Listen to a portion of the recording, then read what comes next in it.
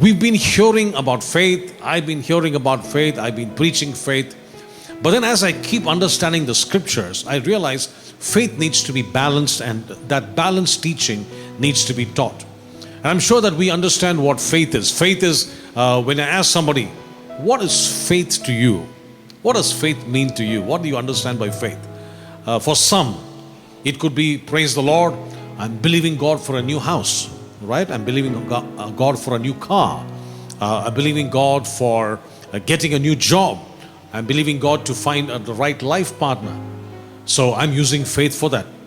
Perfectly good. Amen. That's real, because faith has got the provision to receive from God. But if you talk about faith, what is faith? What is the walk of faith? Is it just getting houses? Is it just getting cars? Is it just getting whatever we want in the natural? Is that all faith is all about? Or is there something more to faith?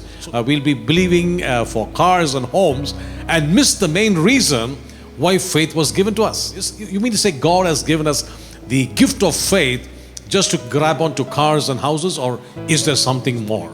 So before we do that, let me explain what is faith. This is a big subject. I've been talking about faith for months together. Go to the website, check out on faith. I do 5-minute devotions on faith.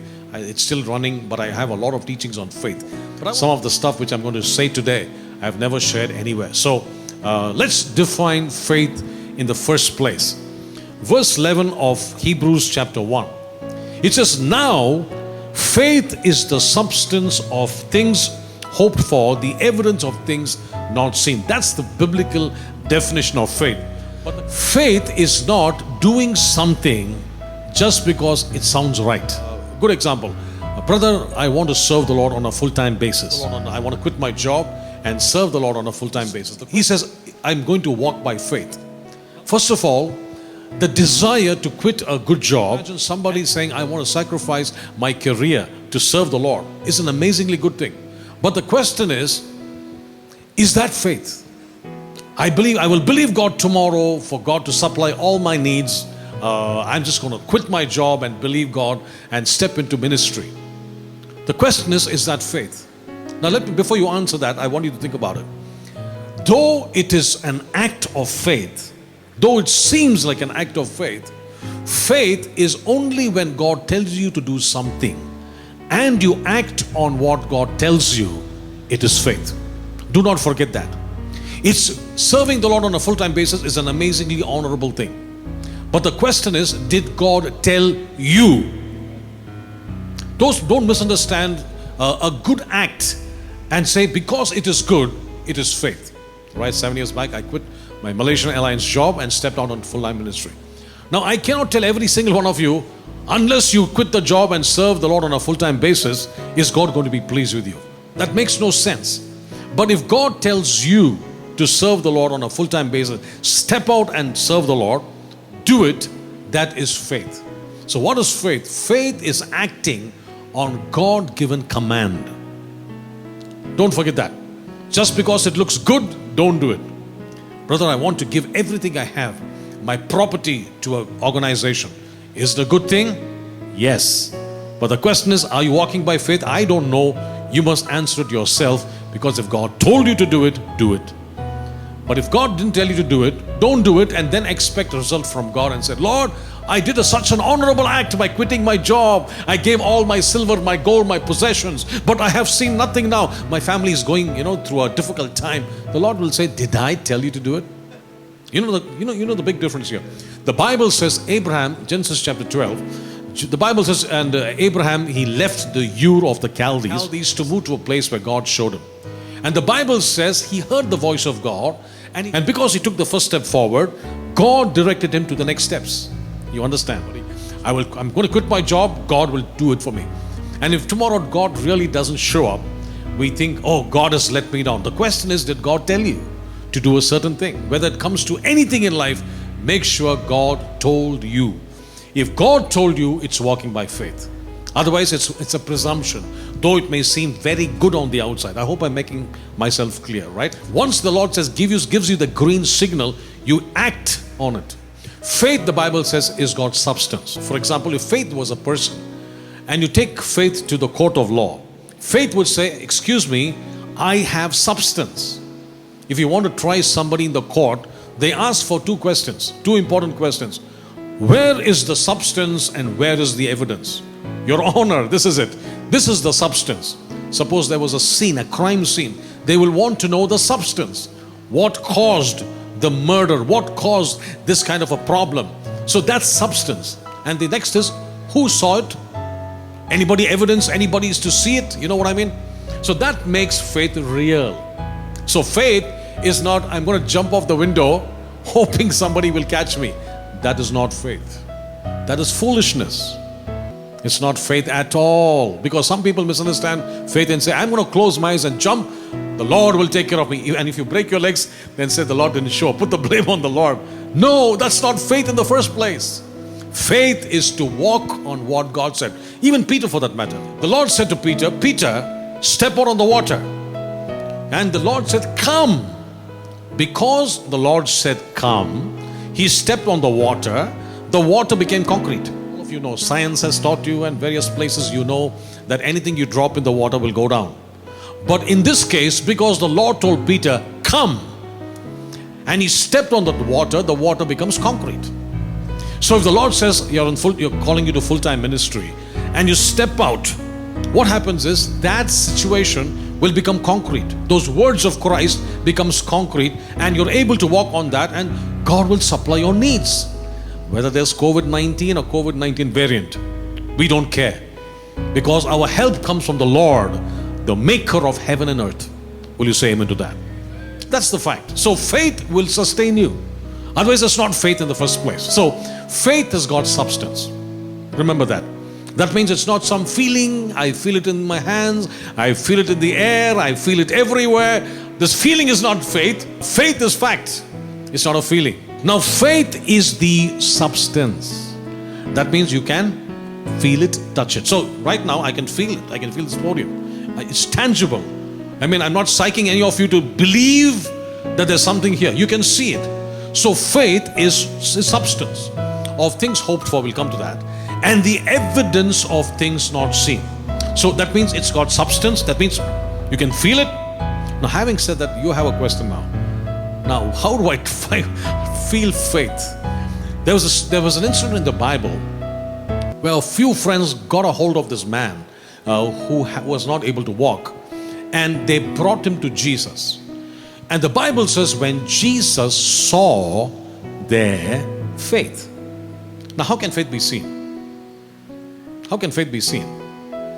Faith can be seen by your action. Am I right on that? It is visible. So if you're walking by faith, we see. So it is an action. When Jesus saw their faith, he said to the man, you're well, you're healed, you're delivered, you're set free. But the question is, your faith. Jesus saw their faith. So faith can be seen, right? So faith is in a certain sense is visible. Faith, though it is supposedly has evidence and substance. Let me read the last line again. The evidence of things, what does the Bible say? Does it say invisible? No, it says not seen. That's a very important point. Faith is something that is not seen to the natural, but it's seen to the spiritual. I mean, how you manage, in this time right now, when you quit your job, how do you manage? And suppose you say, I live by faith. They say, okay, I understand, but how do you live? No, that's how we live, by faith. But no, I understand that, but how do you live? Who gives you money? That's the question people want to ask. Faith is not seen to the natural, but it's very clear to the spiritual. You get my point? So today, my help comes from the Lord, but He doesn't open the roof and drop things. No, He is going to operate on the Deuteronomy 8:18 principle, which means He gives us the power to get wealth. You get my point? He gives you the power. He doesn't throw money from heaven to catch and spend. No, He teaches you faith to work on what God has given you. So when you have what God has given you, work on that. That produces whatever you need. So I always tell people, your provision is inside your purpose. If you got your purpose right, your money is inside the purpose. So if you don't know your purpose, no money comes. We are struggling and working under a crazy boss. That boss is harassing you every day. You come back depressed, oppressed, suppressed, and all kinds of things. And you say, what a life this is. But I want to let you know that your provision is inside your purpose. And that has to be obtained by faith. So I'm still stuck in verse 1. I better move a little further. Okay. Now, the question here is the things not seen. So you must be able to use spiritual eyes to see God's provision for you. So if you're walking by faith, it's not that I don't know what happens. You are sure. But my help comes from the Lord. Obviously it comes through people. But I want to let you know that God is a good God. You will be able to see through all these problems that God supplies your need. Will you say amen to that? Well, and so he says, I'm the maker of heaven and earth, and I can supply all your need.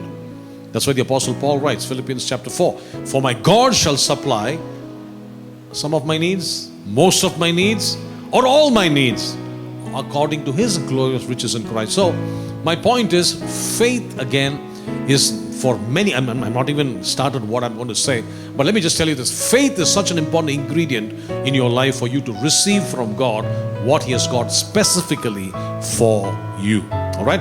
So faith has got substance. Faith can be proven. It's got evidence through my lifestyle, through your lifestyle.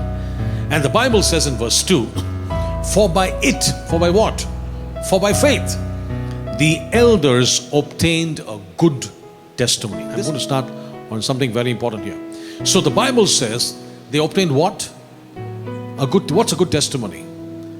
A good report. Okay, now let me explain what a good report is. In our context, if I say good report, which is true, is to have a good, decent lifestyle, all that. But according to the Bible's report of a good testimony, it is a little different from what we generally think. It may include what you think, but it extends to much more than what you think. And so we're going to examine what that is. Mark 11:23, we're not getting there. So there's a provision for us to receive from God. I need a job. Lord, I'd receive it in the name of Jesus. There's a provision for that. It is true. There's a provision for you to get yourself a job. There is a provision for God to meet your need. There's a provision for you to find the right life partner. So many different things are available through faith. But I want to let you know another most important thing here. The Bible says the elders. So we're talking about somebody who's not a novice, somebody who's grown in the Lord. What did they do with faith? Good report or a good testimony. And that's very important. Apart from cars and houses, which are very good, I want to let you know the greatest thing is a good testimony. Let's move on to the book of Hebrews chapter 11, verse number 35. Women received their dead raised to life again. And that's a great thing, right? What faith can do, it can bring dead people back to life. But I want you to begin to see a totally different picture from the next line onwards. Everybody read it together, please. Others were. Now this is in the line of faith. I thought faith, I can believe, I can receive, I can grow from, which is true. But here the Bible says some were tortured. But look at the Bible. Others were tortured, not accepting deliverance.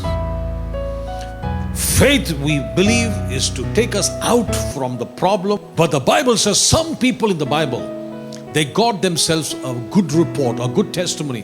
What was their testimony? These people said they did not accept deliverance. Imagine deliverance coming to your door. But these people were operating on another level of faith. Listen to me very, very carefully.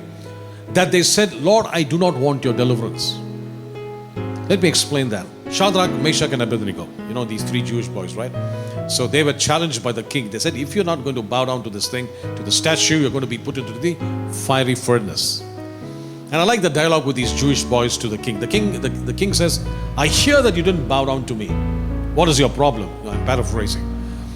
And they said something like this. They said, King, you said, we respect you, we honor you, but we cannot bow down to your statue because we reverence the King of Kings and the Lord of Lords. And then they said something amazing. They said, even if our God does not show up, can you believe that? This is called better resurrection. This is called a better report. They said, even if God doesn't show up, we will not bow down to you. And that's something else. This comes in the hallmark of faith. Hebrews chapter 11. Though you can receive your cars and your houses, and I'm believing God for a lot of money to extend my house, all that is there. But the best thing about faith is faith to believe for a better report. And what is the better report? You can do anything you want to me. You can kill me, destroy me, but you can never destroy my faith. Did you know what I'm saying? The Bible says others were tortured because we are so-called in the Word of Faith movement. I'm a part of that. I speak a lot of faith. Because we are sometimes listening to a lot of word of faith, which is true. You know what I mean? Because we've been so used to listening to I receive, I believe. I'm a part of that. I believe, I receive. Too, I'm not excluding myself. But I've realized my horizon of understanding has expanded. Because the Bible says they were tortured. And if you see somebody being tortured, they say, brother, maybe he's not walking by faith. He has to go attend a little more faith classes. But if you see the real report, that particular person who's being tortured for the gospel's sake, I want to make sure, not getting tortured for mistakes that we make. No, for the gospel's sake, the Bible says they're another level of faith. They obtained a good report, a good testimony, not accepting deliverance. That means deliverance came their way. They said, excuse me, thank you very much. I might as well be tortured for the sake of Christ. And the Bible says that they may obtain, why reason? A better resurrection. So I want you to understand that all that we are passing here is nothing compared to a better resurrection. You may be believing God for a house. Praise God for your belief. You know, if it comes, it comes. It doesn't come. Can we just say, forget it, Lord, I believe nothing happened? No. I want to encourage you today to tell you that we are hoping for a better resurrection. I'm again giving you a balance here. I'm not saying live in poverty, live without nothing. No. I'm telling you, live well. Praise the Lord. Live well. Dress well.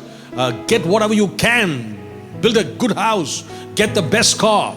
Get the best suit. I mean, I'm just giving you a balance here. I'm not asking you to live in poverty. At the same time, remember, this is temporal. The better resurrection is what you need true faith for. That one day, I will see Jesus face to face. That's faith, brother. That is true faith. Better resurrection. Live the best. But at the same time, remember, you have your eyes pitched to the future, which is called the better resurrection. Because everything in this world will pass away. What's the point having an amazing, great house and not making it to the resurrection? The better resurrection. So the Bible says others were tortured, not accepting deliverance, that they might obtain a better resurrection. 36. Still others, talking about another class of these amazing people, still others had trial of mockings and scourgings. Yes, and of chains and of imprisonment. Sounds familiar? It talks about Apostle Paul, right? And he's the man who spoke about the great glories of God. He spoke about faith. He spoke about the movement of faith.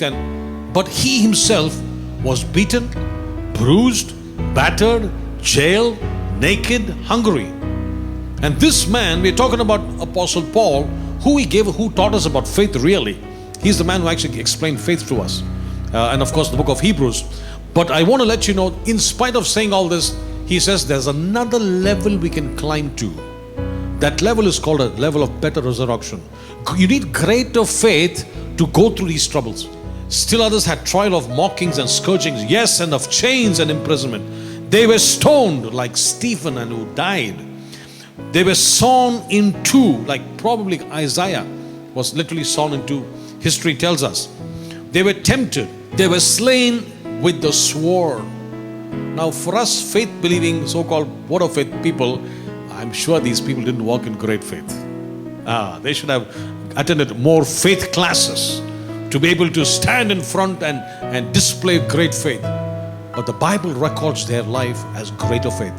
Have that balance. Live extremely well. But look at these people. They were stoned, sawn in two, tempted, slain with the sword. They wandered about in sheepskins and goatskins, being destitute, afflicted, and not only that, they were tormented. I mean, looks like if there was another chapter, Hebrews chapter 11, subsection B, people who didn't walk in faith, you think we can put them there. Faith, generally speaking, when you talk about faith, faith is to receive from God. That's generally the definition of faith. But in the first instant of faith, it is not about receiving from God, it is giving to God. The Bible says Abel offered to God.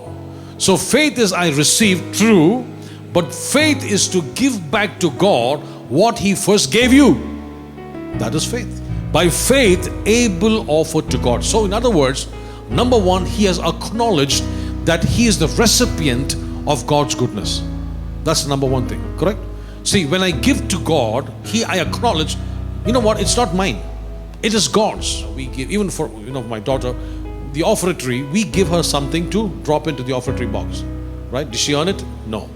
In the same way, God gives every single one of us substance so that we can give to God. Please remember, it's not mine, it's God's. And so what I do is, I give to God what he has first given me. So if I say it is mine, you have not understood the principle of offering. That itself is a mistake. Because if you think, why should I give God? You got it all wrong. Because the very breath you're breathing is his. It's his terrain, it's his property. We are living in his property. The earth is the Lord's and the fullness thereof. That means everything is God's. He is giving you graciously breath to breathe. And then he gives it to you to see how much faithful you are to give back to God. So watch this. Faith is now associated not primarily with receiving, it's primarily with giving. And as a matter of fact, to be more specific, it is a sacrificial giving. The Bible says Abel offered to God a more excellent what? It's a sacrifice. It's a more excellent sacrifice. It's not a more excellent giving. It is a giving, but the Bible defines the giving as a sacrifice. So in other words, when you give God what pains you, that is called a sacrifice. Otherwise, suppose I have 10 shirts at home, 8 shirts are torn, and I give 8 shirts to the orphanage. That's not giving. Is that giving? It paid me nothing because those shirts I don't even wear.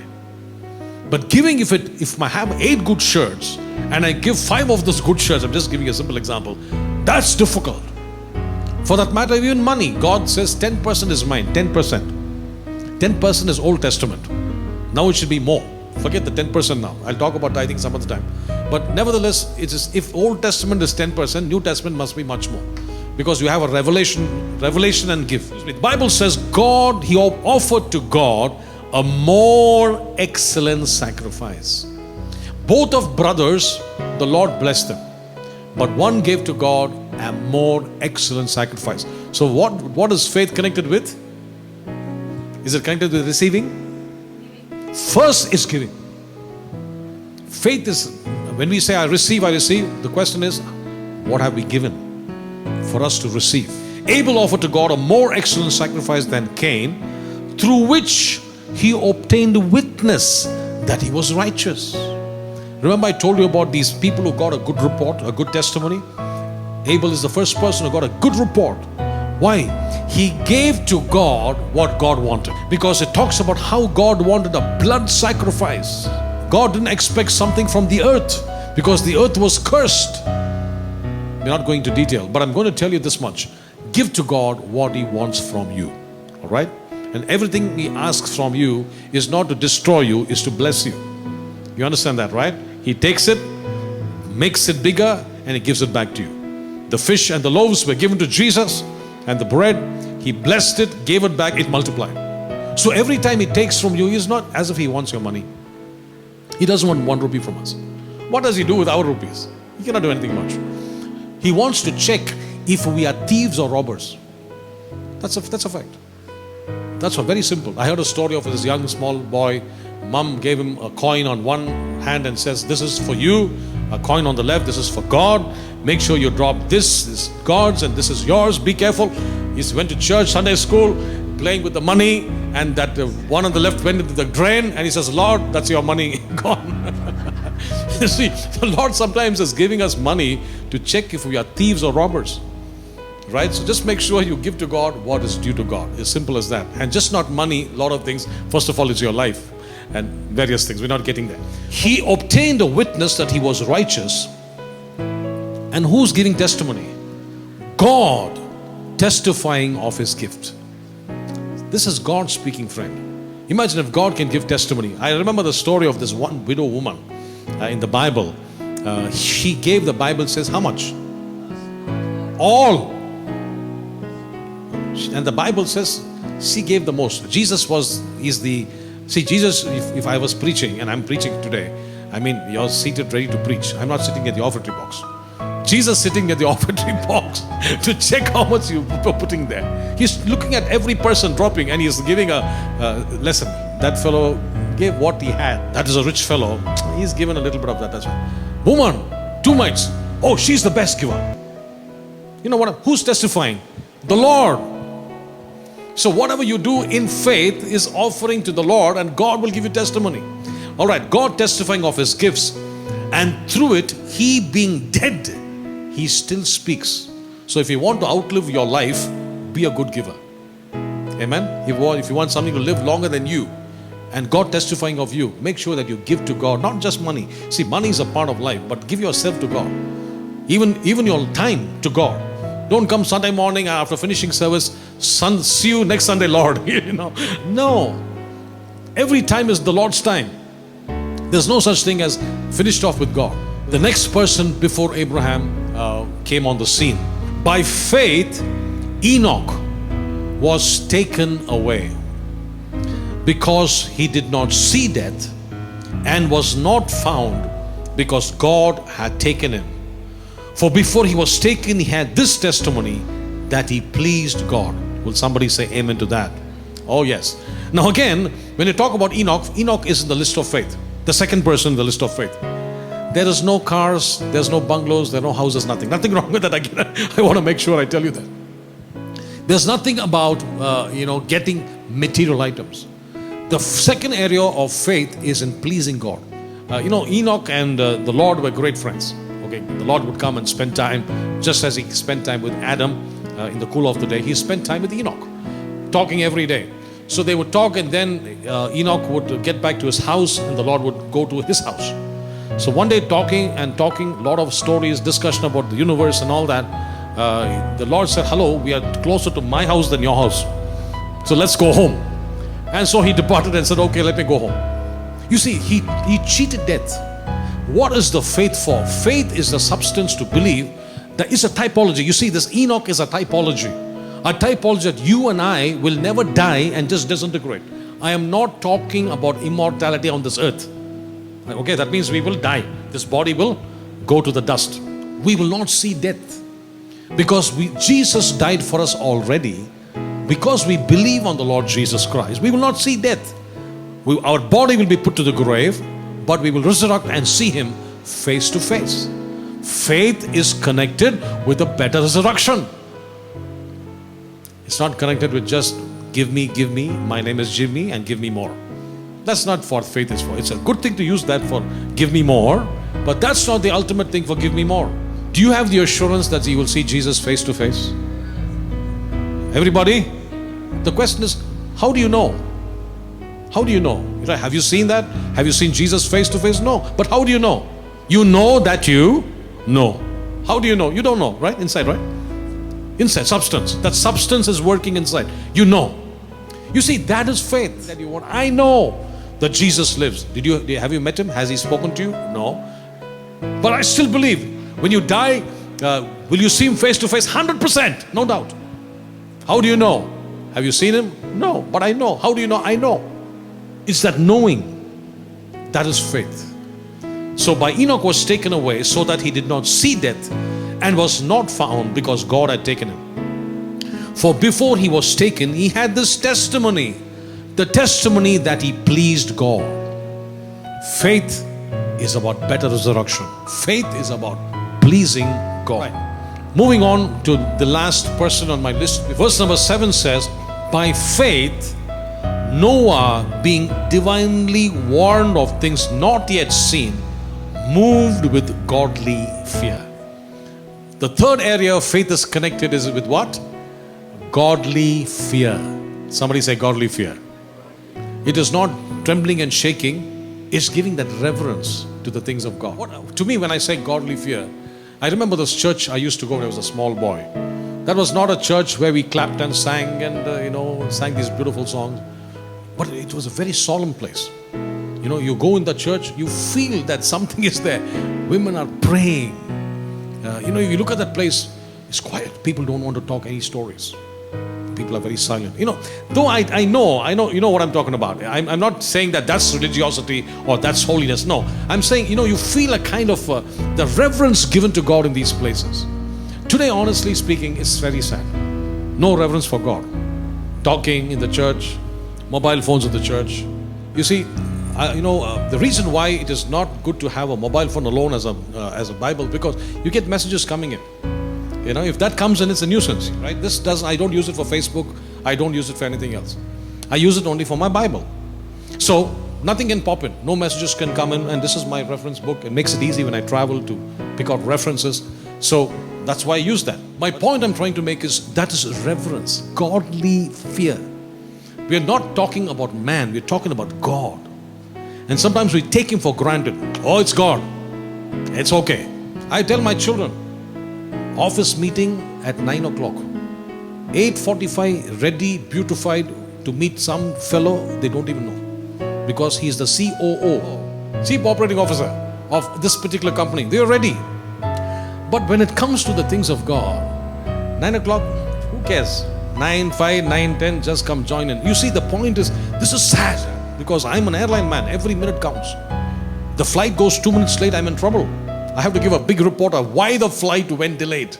I've been working as a station manager in Malaysian Airlines for many years. And at the end of the year, you have an annual meeting where we are there, station heads. They will put a big, huge, massive display and say, station number 1 for delays. If they say Bangalore, I'll have to put my head down in shame. So I don't care whether I have breakfast or lunch. I must pack that flight away. And I want to thank God for that experience. Before you want to come to full-time ministry, get a job with some crazy boss who will torment you, who will shout at you for coming late and spit at you, throw that file on your face. See, that's where you will learn patience. I'm telling you truthfully. I'm giving very serious advice. This is my personal advice, okay? So you get yourself a boss like this. He will shout at you, insult you, spit at you. It's only in the church. Praise the Lord, brother. 9 o'clock, 10:45. Praise the Lord. There's no praise the Lord. At the secular work, they will throw you out.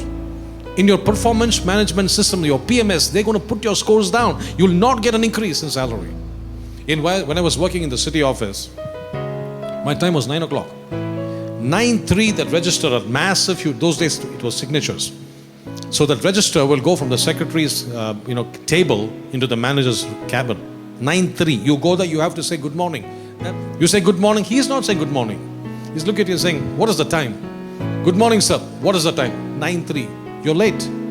If you come late again, 1 day leave is cut. But when it comes to things of God, no godly fear.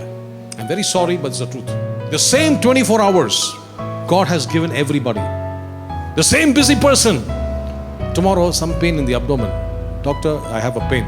Please come for a scan. We'll never know what it is these days. If the doctor says come at 9, you're there by 7 o'clock. Where do you get the 2 hours from? Tell me. Same 24 hours. See, the Bible says Noah, being divinely warned of things not yet seen, moved with godly fear. Faith caused him to move with godly fear.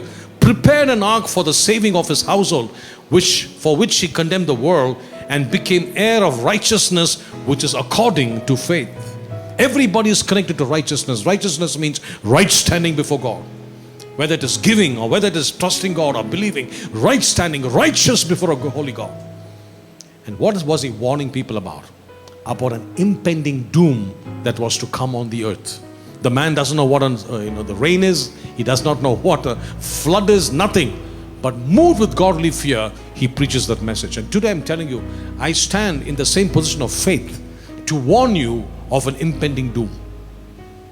The day will come where the trumpet will blow and Jesus Christ will come and catch the church called the rapture to where he is in the clouds. Don't misunderstand that for the second coming. This is the rapture of the church. We'll be caught up in the twinkling of an eye. And I pray at the twinkling of an eye, you'll be doing something godly and not watching Netflix. It can happen anytime.